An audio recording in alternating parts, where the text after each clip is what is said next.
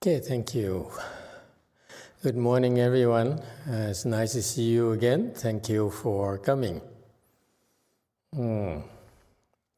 Okay, I just came back from Korea, and it's been a while. And in particular, for this Saturday morning chant class, we've been trying to discuss the song Enlightenment.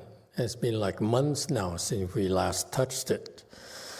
So feel free to ask any questions. Meanwhile, let me try to go into some of these materials if you don't mind. Okay? The slide here, the text from Master Yong Hua, great Master Yong Hua, is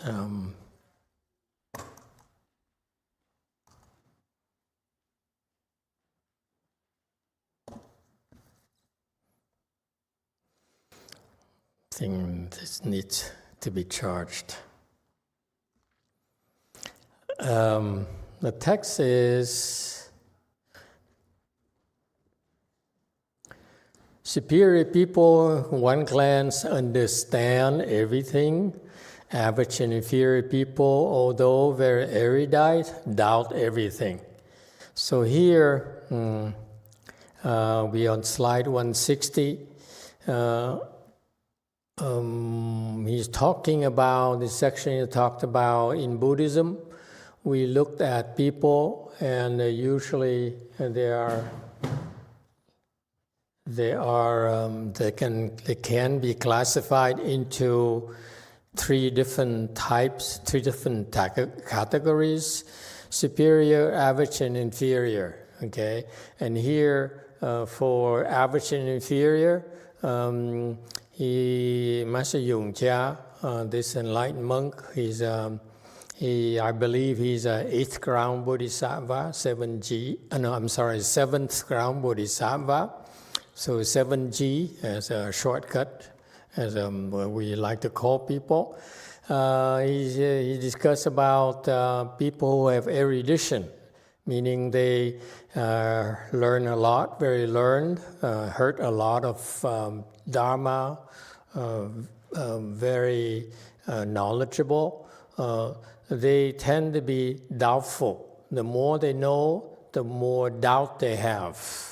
For example, they read a lot, but don't understand and harbor doubts. Whereas the superior people, they hear once and they can see the principles, they understand. Whereas the average inferior people, they hear a lot of things repeatedly and they are unimpressed, they don't believe. And so this is what differentiates people. My interest here is to point this out to you because part of your chant practice is you will eventually all move into the superior roots, not just average or inferior roots. Okay? Why? How is it possible? Because this is what we talk to you about. We spend time to talk to you about the principles and the principles, the profound principles, or the principles of wisdom that the Buddha brought to our world. So it's for superior people, okay? And they are designed to help all of us awaken and draw upon our innate wisdom. So for those who don't quite have that, have a lot of harbor, a lot of doubts, they should listen more and more, and eventually they will get a deeper impression, okay? That's what happens to superior people. They need to listen. They listen a lot to the proper principles, okay?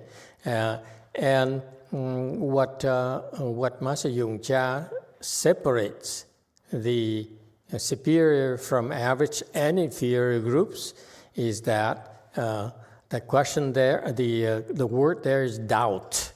If you have a lot of doubt, you are basically average or inferior roots. Okay, you need to listen more.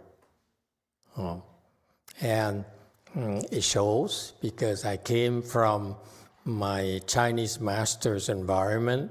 Looking back, I know that a lot of people who were much longer term disciples of him, and they have a chance to, because at those temples we listen to his teachings every single night. After evening ceremony, we would listen for about an hour and a half every single night without fail. Okay, and yet when they hear these profound principles from this great teacher, this Chinese monk who has great wisdom, not just great wisdom, he has profound and great wisdom, they still have a lot of doubts. They don't understand. Okay, and it's something that can't be helped unless you have good roots. You listen to the profound principles, you simply can't get it. That's a good measure that you can check for yourself.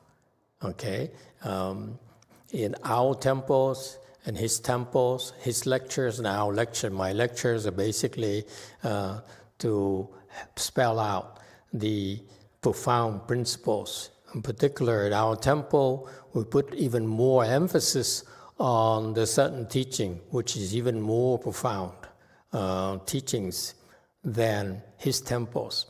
Okay, and very simple rule of thumb. If you hear these principles, you have doubt, like some of the people who came to our temples and could not stay because they couldn't believe what they heard. They disagree with what they heard. And it shows that they are average and inferior people. Okay? Any questions about that? It's no denying this. So this is a good rule of thumb for all of us to check. Okay? Check for yourself. You don't need anyone to tell you. The doubt will arise naturally when you listen to these profound principles. That means that you still have a lot of work to do.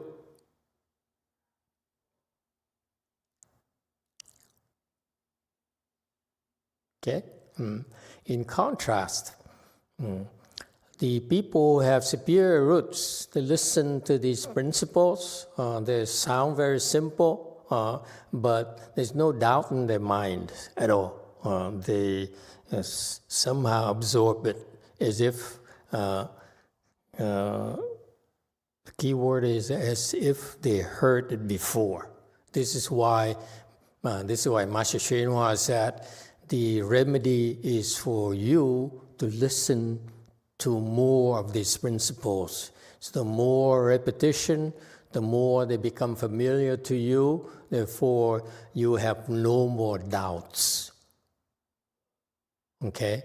In contrast, there are a lot of Buddhist disciples who come to the temples quite often, but they don't listen to the profound principles. That's why when they encounter the Mahayana teachings, they have a lot of doubts. Meaning, in other words, they've been learning from Hinayana teachers. Very good rule of thumb for you to check for yourself. Okay? You don't need anyone to tell you. You just listen to great Master Yong Hua, for example, his teachings. And if you disagree or you have doubts, you don't have superior roots. Funny that I myself came into his temples late. I came and a few months later he died. And so all I have the chance for is to look read the translations of his teachings from Chinese to English. And for some reason, I had no doubt whatsoever. Okay, and later I discovered that even the English translations were not that accurate, especially when it comes down to advanced teachings, because Master Hsuan, just like most teachers, has to take care of the low level roots to superior roots. So he needs to teach all of them. He does not discriminate. So you see, the teaching applies to all the roots, okay?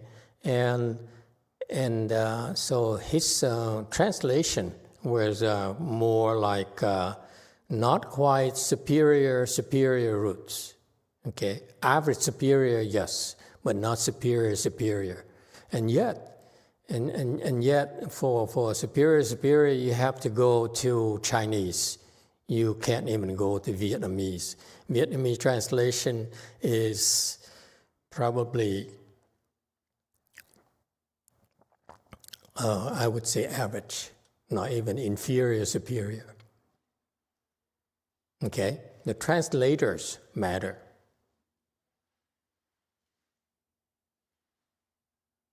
All right?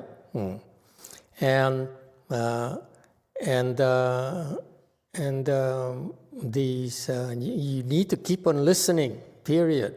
You don't have to understand. You keep on listening, and someday it will click.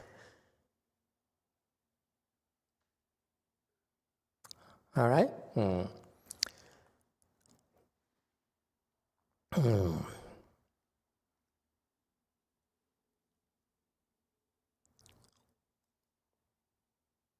Next section, Master Yong Hua Song Enlightenment says, simply cast off your own cherished dirty clothes.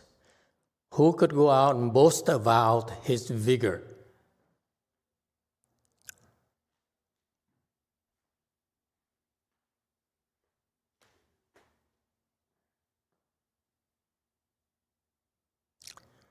Excuse me, I'm not using this mouse here. He says, doesn't matter who you are, simply cast off your own cherished dirty clothes, okay? And not promoting your own goods. What I don't get here, how does it go from superior, inferior roots to cherished dirty clothes? I don't see the connection. Okay, because superior roots people can also wear dirty clothes. It happens. And so sometimes this Chinese logic I fail to understand.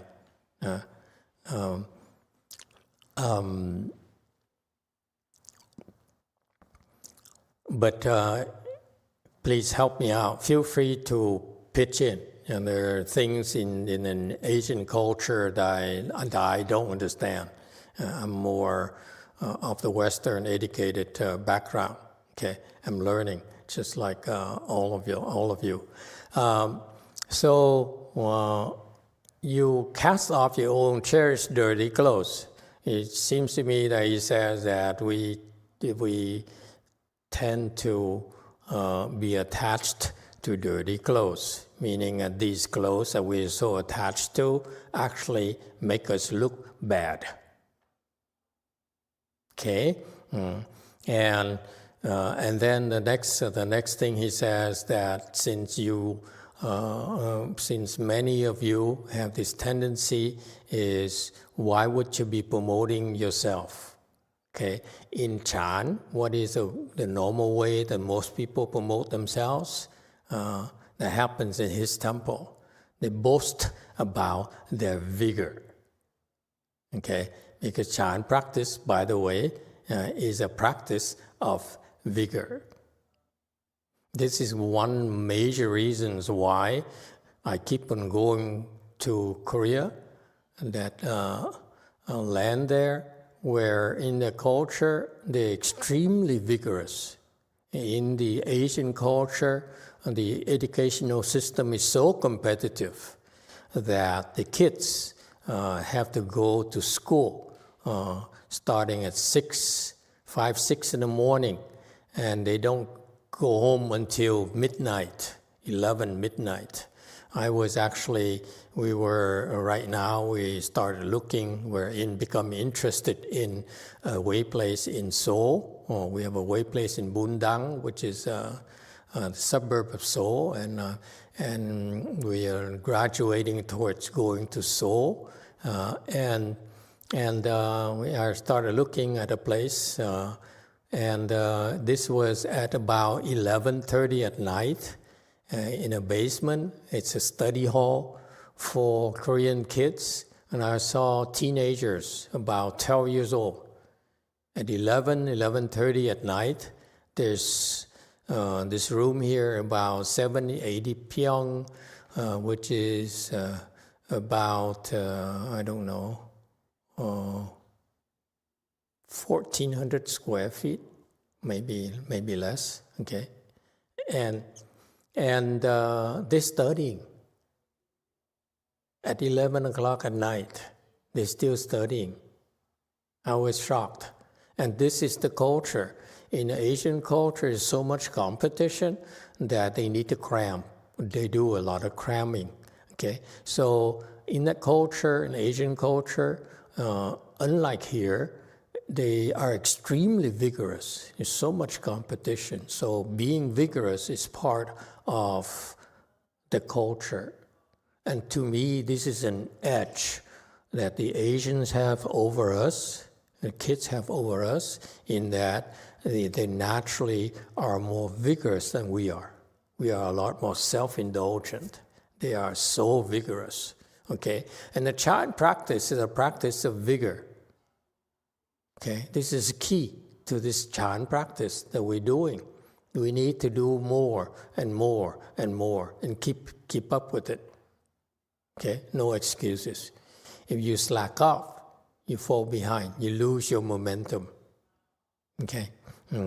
And so that's why especially the people in China who practice Chan, they understand that because that's their culture. They're very, very vigorous.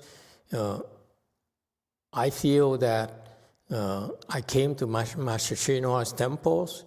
I feel that the kids in Korea are even more vigorous than the Lefum people I met at Master Shinhua's temples. I was impressed. So they have, if you are vigorous, it's because you have, not only because of external pressure, but you have Mahayana roots. Because it takes the Chan practice is a practice of vigor. You want to improve, you need to be more and more vigorous. People surpass you because they're more vigorous than you. And that's why it's not uncommon for Chan practitioners to brag about it. When I first started, when I first came back here, I met with some Taiwanese and Chinese monks. I talked to them. I tried to learn from them what the path of cultivation. They all invariably brag about how they would go to China and participate in Chan Qis every year without fail. And they really brag about it. They're very proud of it. Okay? And if you are like that, then you don't understand Chan. You're practicing Chan and attached to the form, the external mark of vigor. To be vigorous is something you do naturally without thinking, just like those kids in Korea. Okay? They're vigorous because they have no choice. They don't do it, they will be surpassed by their peers.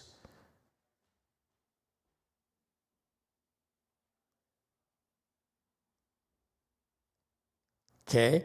But it's not just the concept of vigor, but also there's a concept of if you have wisdom, you don't need to advertise yourself. Actually, people who have wisdom do not want to be noticed at all. They want no recognition because they want to be left alone. They don't need to be praised. They don't need to be recognized. They don't need to be rewarded. Why not?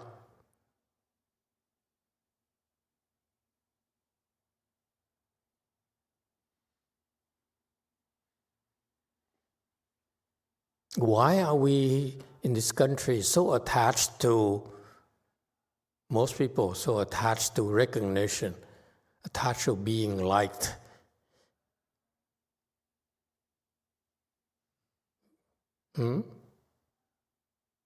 Yes, 3. Thank you, Master. I can't speak for other people, but for myself, I can say when I've entered samadhi, maybe tapped my wisdom, I feel rewarded from within. So I don't need anybody outside of myself to say, good job. I mean, if you tell me, I won't say no. But good job. Thank you. So you're still attached to it. It came. I didn't ask for it. So, but I for myself, I think as I've matured at work, I've learned there's a benefit not to standing out, not to being proud of your accomplishments, instead just being able to solve problems. And that in of itself is a reward. I don't need somebody to tell me good job. Knowing that I solved a problem for people and helped them, that's good enough. Very good. Anyone else? When you practice chant, it feels good? Yeah? You sit here, sit here. You sat for a while. But some of you, the legs are still hurting, okay? But in general, you practice meditation. Does it feel good? Does it feel peaceful?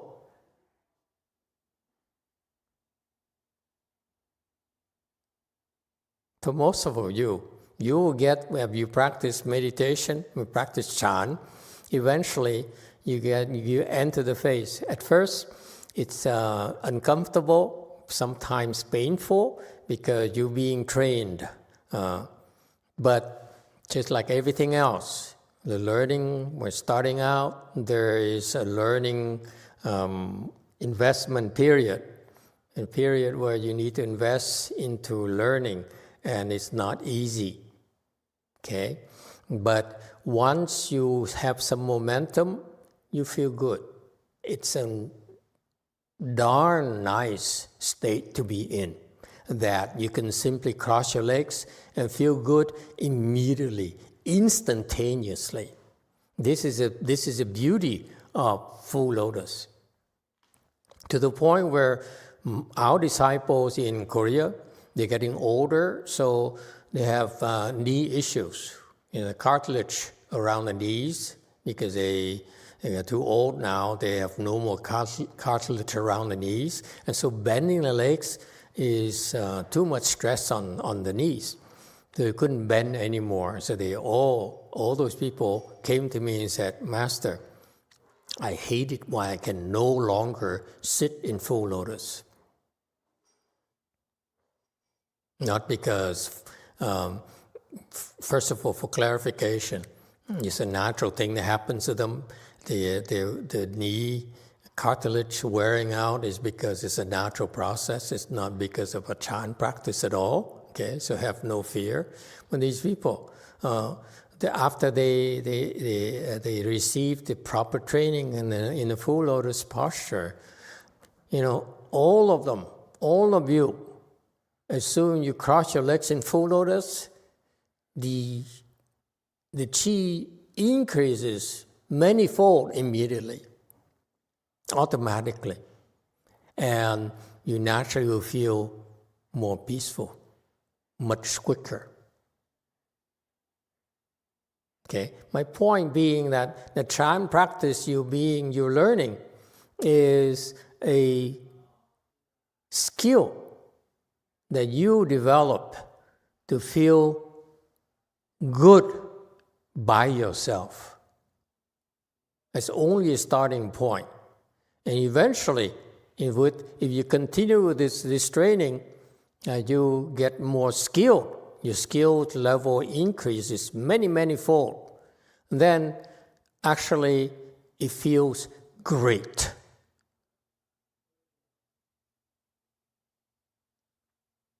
I give you an example. Personally, I just came back from Korea. I still suffer from jet lag. This is my 10th day back now. Okay?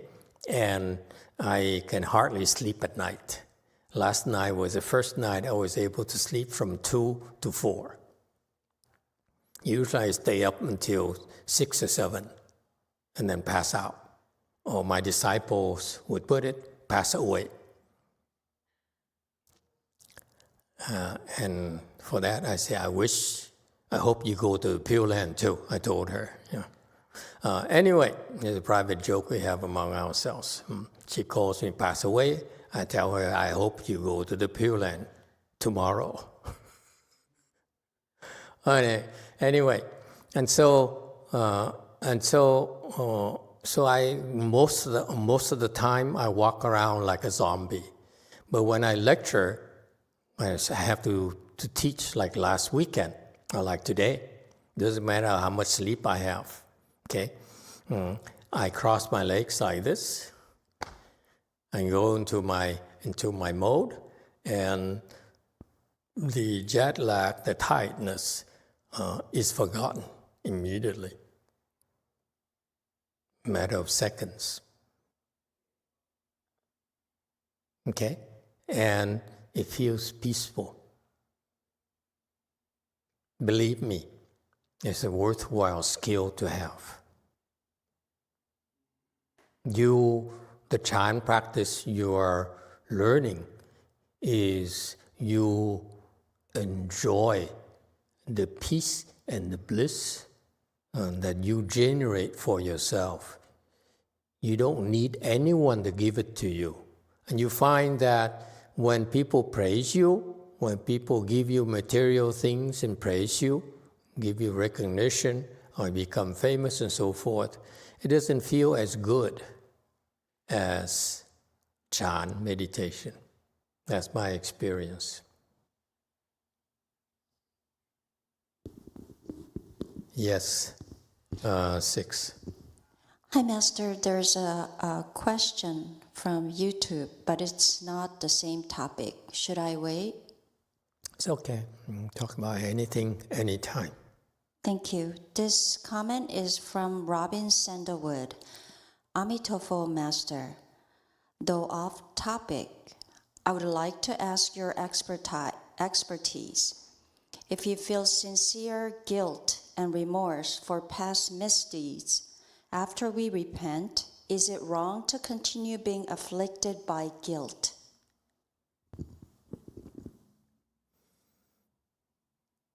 If it helps you, then it's okay.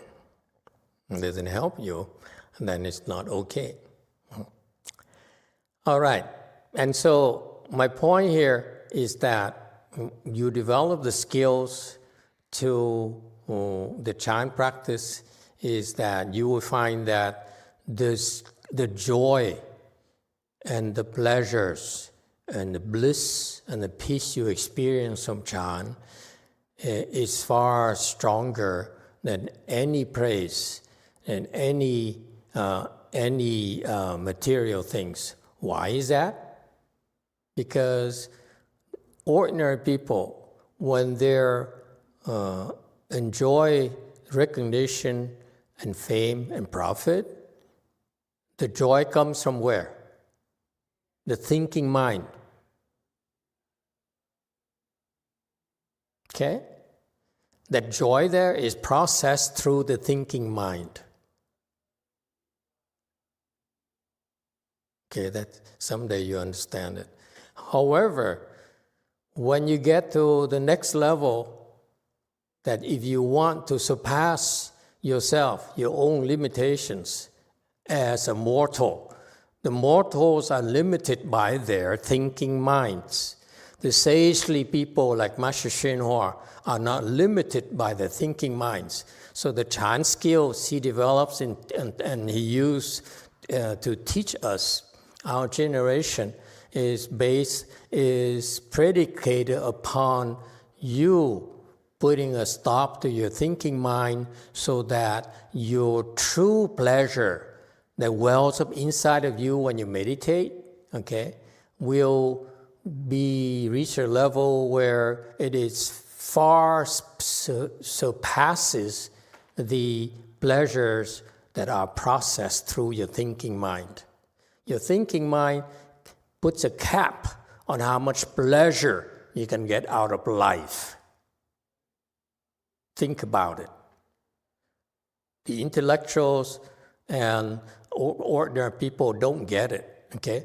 I'm telling you, this is a cap. There's a cap to all sorts of pleasure you can experience, whether it's drugs, whether it's praise, whether it's sensual pleasures, okay? It's still processed by the thinking mind.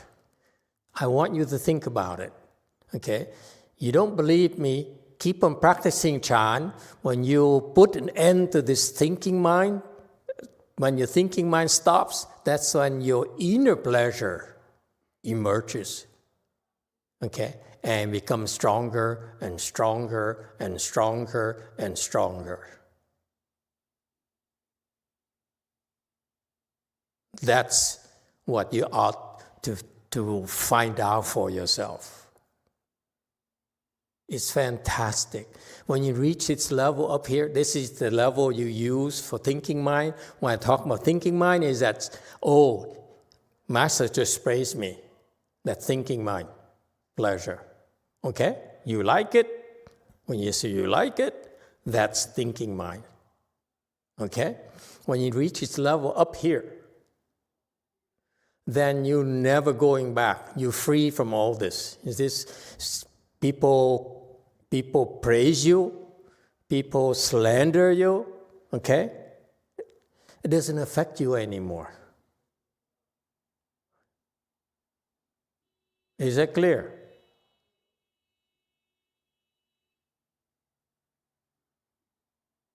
And not only that, it turns out if you're at this level, okay, now actually you find that the other pleasures, the world pleasure actually increase. They're more intense than before. You find out. Don't worry, okay? I'm just giving you glimpses of what to expect, okay? Okay, 166. I don't think we can finish this section here. I want to go, I've been trying to get this section to slide from slides 166 to 191.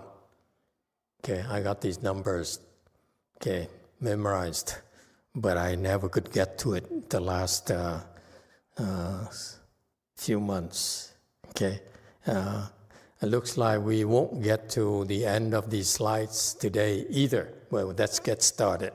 Okay? Receive others' slander, bear the condemnation. Okay, when we do sutras, I do like this because as the word some the Buddhas. Okay, this is a proper protocol. But this guy is 7th G. He's no Buddha. So it's up to you. Personally, you feel like you can do this because he's a sage, no problem. I'm lazy today, so I'm not going to put my palms together. Okay. Receive others' slander, bear the condemnation. Try to burn the sky only results in self-exhaustion. Okay. This is what he wrote in his verses. So he says, receive others' slander. Okay. Here is the accord with. Okay, receive. This is why I told you that the English translation is inferior, superior. If you look at superior grade as inferior, average, and superior, okay? So English, for your information, from my perspective, the English translation of Master Yonghua's teachings is inferior, superior grade, okay? And so that's why this is a proof right here. 总踏棒 here is not to receive, is to accord with, to go along, not receive at all. To receive is to take it, okay? When someone slanders you, you go along. Doesn't mean that you receive it. Is that clear? There's a big difference. Receipt, to me, is like when you go to a restaurant and you charge on your credit card, they give you a receipt, okay, to show that they receive your money, okay, the payment. Okay. But 总 here is to follow along. That's all. Okay? And follow along here in Buddhism, in Chan, also had a connotation to accord with. Okay? Don't fight is a concept here. There's no need to fight. Okay? Other slander. Slander is when people say ill things about you and they're ill-founded. They have no basis whatsoever. Okay, and this is what happens to most monks and nuns, by the way, who have some skills, have some potential. Many of them have to go through this gate. Okay, I tell you more about it later. Okay, bear the condemnation. Bear is run here, is to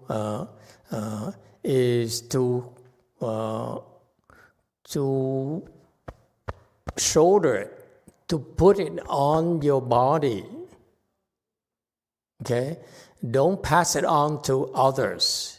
Is the concept behind it. Because it's difficult, therefore, don't pass it on to say, Master, you take this. It's not my problem. I'm working for you. I don't need to bear any condemnation. Okay? Run here is to put it on your shoulder. Okay?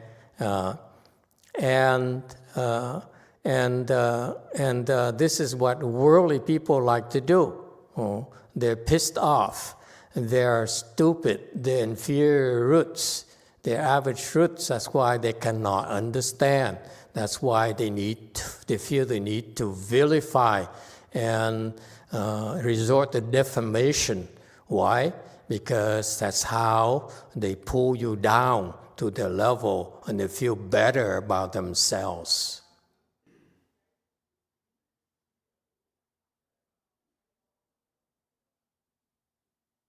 Okay? A little bit of jealousy there. Trying to burn the sky only results in self-exhaustion. So imagine this image of this guy here, throwing a torch up in the sky, trying to burn it. And the torch eventually, when it reaches its peak of the flight, will fall back down. Okay? And it's futile of an attempt. You try to do something that's totally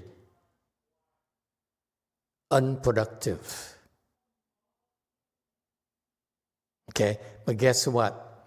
A lot of these lowlifes, they cannot help themselves. They don't look at results. They just need to let out their jealousy, their resentment. Okay, because they're not good enough. Okay, but that's what people do. And what happened is that when you try to do that to the sages, these people find that they get in trouble. First of all, they get exhausted, okay? And actually, much worse than that, is that they are condemned by the sages.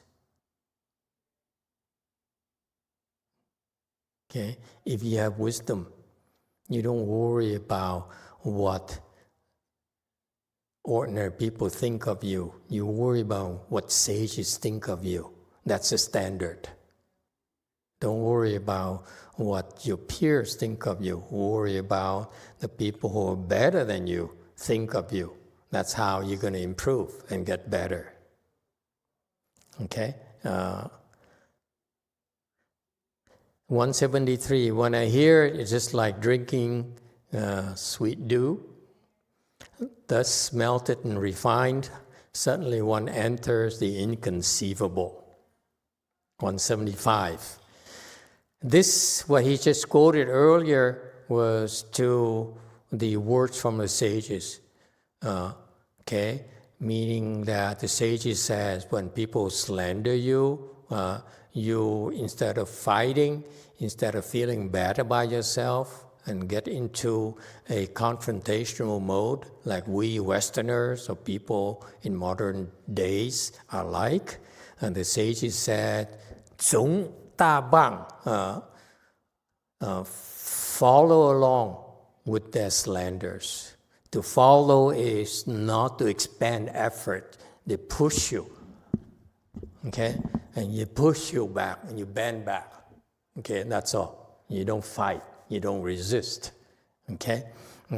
And so Master Yong Hua, remember he's a 7G, he has true wisdom.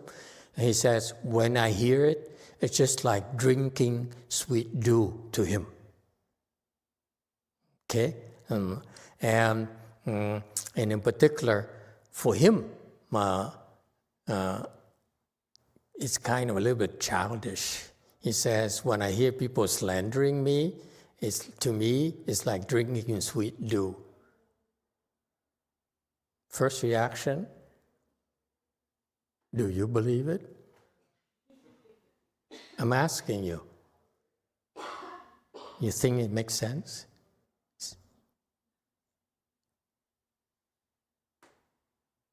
No, this is nonsense. Let me tell you why. Why not? Okay?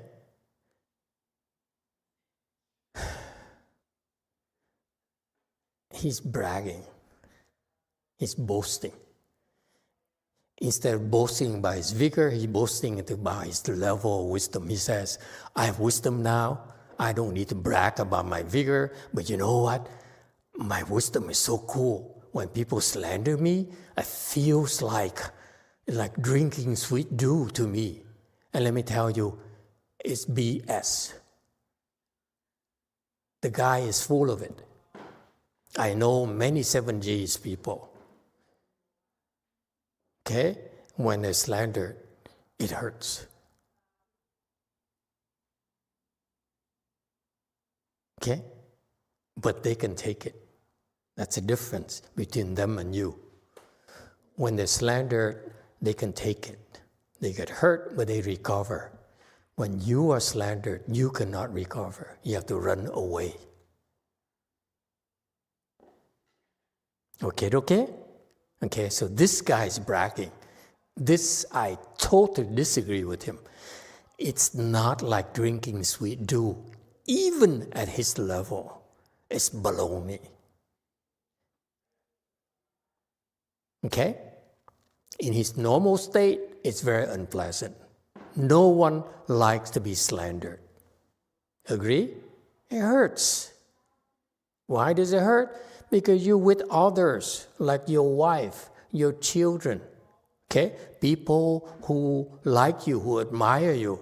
You know what? You're going to be hurt because them people around you are hurt by it. Agree? Is that clear? If you're married, your wife loves you, and someone slanders you, of course your wife's going to be upset, and that will make you upset as well. Is that clear? It's just common sense. You don't live in a vacuum. When you get slandered, people around you are bound to get hurt. And that will hurt you. Maybe not directly by the slander, if you have some skills, but by the people who care for you. Your parents, your husbands, your best friends. They're going to go, hey. It's unfair. Okay? Number one. Number two, the only way that he's not hurt, is when he enters samadhi. He enters the 7G samadhi, he's not hurt. Okay? And at that state, does he feel like it's tasting sweet dew? No, it's empty, there's nothing there. So he's bragging. Master Yung Cha, you full of it. Okay? The things he does is right, but this is wrong. This is bragging. Okay? It's not real. Chan is life. It's for real. It's not about imagination at all, folks. You're learning how to improve the quality of life. What is the quality of life? That includes both the bad and the good. Just because you practice Chan doesn't mean you will never experience bad things again. You won't feel bad ever. Not at all. The difference between you, who have Chan skills, and ordinary people is that when you have a bad experience, you can recover and rise above it. Ordinary people cannot. That's the difference. You don't become a log. Don't become a piece of metal and you have no more feelings. Oh, that's wrong. It's not what Chan is about. Chan is about recovery. Yes, we'll get hurt, we'll get in trouble, but we recover so much quickly. Whereas ordinary people, they're helpless. They're attacked by their depression ghosts. They don't know what to do.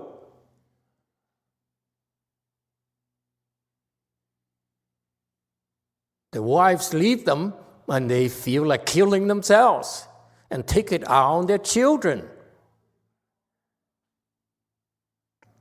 People of wisdom don't do that. They recover first themselves. Is that clear? So he's wrong. This is where he's bragging. I know it's not like tasting sweet dew when you get slandered. Not at all. Not even to him. It's impossible. Okay? Because I know 7G. It's not the way that you ordinary people, you people of the world are taught. Like the 7Gs are so, like perfect people, like idols and so forth. No. Even my teacher, Master Yong Hua, he gets hurt too. Next section, 176. Thus melted and refined, suddenly one enters the inconceivable. This refers to the fact, this is very, very important. What he says here is very, very important. When you get hurt by slanders, what do? I'm known of a lot of monks and nuns who got slandered, got into big trouble. What did they do? They ran away.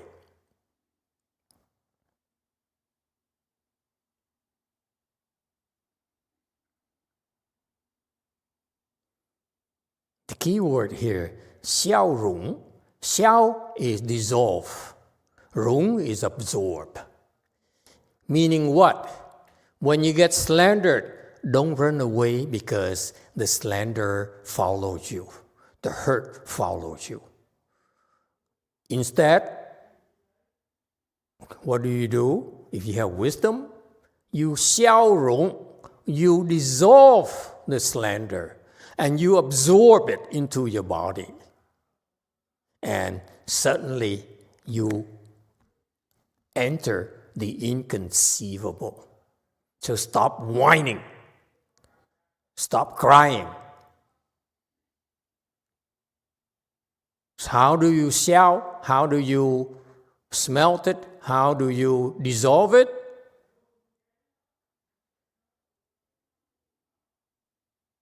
How do you dissolve it? Find a way to dissolve it. So many ways to dissolve it. Okay? Add more chemicals, drink acid. I don't know. You figure out a way yourself to dissolve it. Okay? And then rung is absorb it. Okay? And this is key. Xiao rung, this is Chinese, this is so beautiful. This is the essence of how you handle adversity. Xiao rung.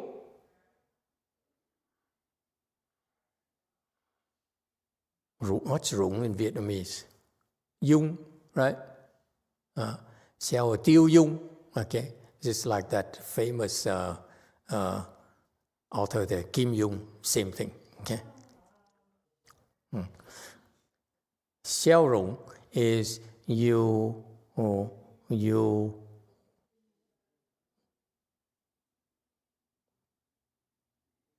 dissolve it, and then you absorb it. Okay, you dissolve the slander and you absorb the slander. That's how you enter the inconceivable. Inconceivable here refers to enlightenment. Meaning that when you face with difficulty, slander here represents something that's so unpleasant. This goes back to reason number 3. That's why I said Master Yong Hua is full of it. He's a BSer after all. Okay? Is that he himself contradicts himself. He says, I listen to the slander as if it's sweet dew. If it's sweet dew, there's no need to xiao rung. You don't need to dissolve it and no need to absorb it. Okay? You need to xiao rung because it's so difficult for you to absorb. Is that clear? So that's why he's full of it. He brags too much, this guy. I would slap him in the face saying, Master, you really respectfully cut it out, okay? You're not impressing us Westerners. You may impress the Chinese, but I'm not impressed by you, okay? But see, he says here, this is the key. When you practice, okay, you need to learn to xiao rung. Things are difficult for you to accept. Meaning what? You come here, you women come here, and you go home after eating lunch soon. We're going to go to lunch soon, okay, girls. And you go home, and husband says, where were you? How could you abandon me? Okay? He said, I didn't abandon you. How could you be slandering me? So what do? Don't complain. You sung. Okay, you follow along, you xiao rung it, you dissolve it and absorb it. Is that clear? If you do that, you have a chance to become enlightened. Don't run away. Look at himself. Oh, honey, I miss you too. That's xiao rung. See that? Xiao, I miss you too. Rung is you hug him. That's one way. Okay? Same thing with you men as well. Where were you? We see all of a woman? I said, I miss you too, babe. Oh, you look so adorable this morning. Got that? Guys, this is Chan. You think Chan is here? No. Chance is an attitude. When you have difficulty, things are difficult for you to handle, you xiao rung. You zung, and then you xiao rung. This is a beautiful lesson, folks. Superior for superior people. You do this, I guarantee you will get to the superior roots class. This is what they do.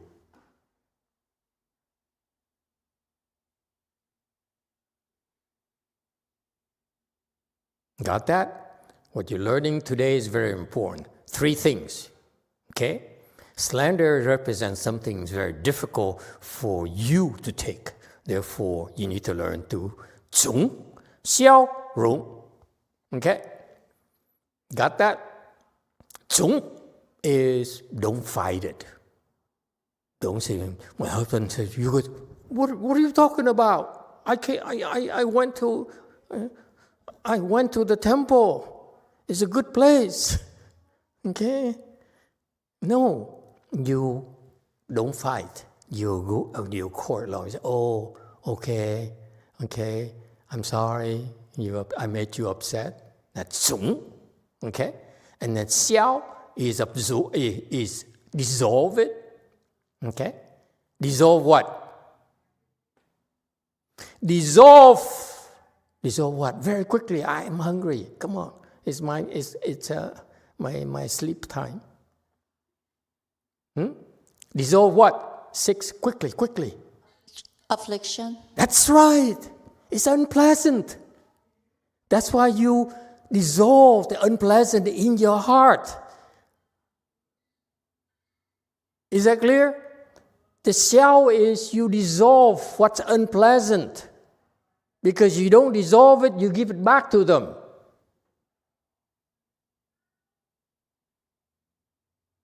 Like your girlfriend, she's unpleasant. Okay? You fight her, you push it back to her. That's all you do. But you take it, you swallow it, that's 消. Okay? 消融 is another way is to swallow it. Oh, tastes like sweet dew, like this bragger guy. Oh, your words are like sweet dew to me. Hi, Malaya. Got that? Okay? So, please remember 3 things. I insist you learn this Chinese thing because it's incredibly wise, folks. Okay? Please bear with me. 从消融. That's how you can improve the quality of your life. 从 is don't fight. Don't be like a porcupine. As soon as you touch him,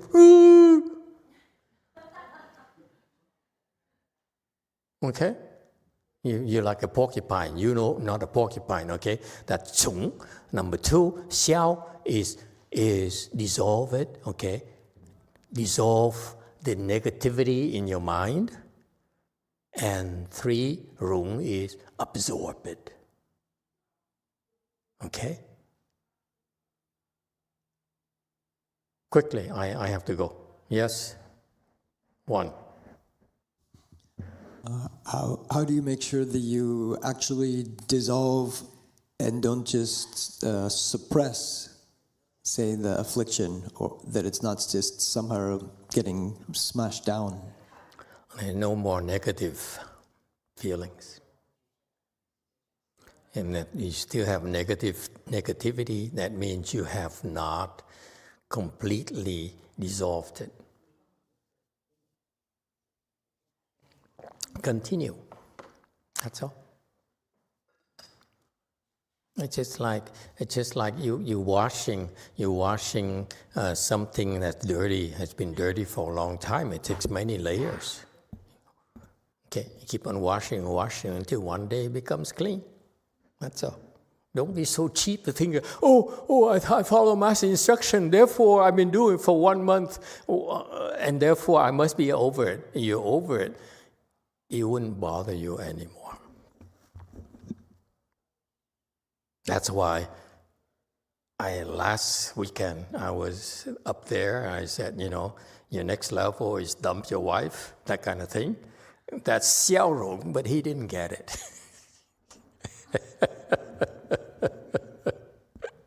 Okay, thank you everyone. Let's go have lunch.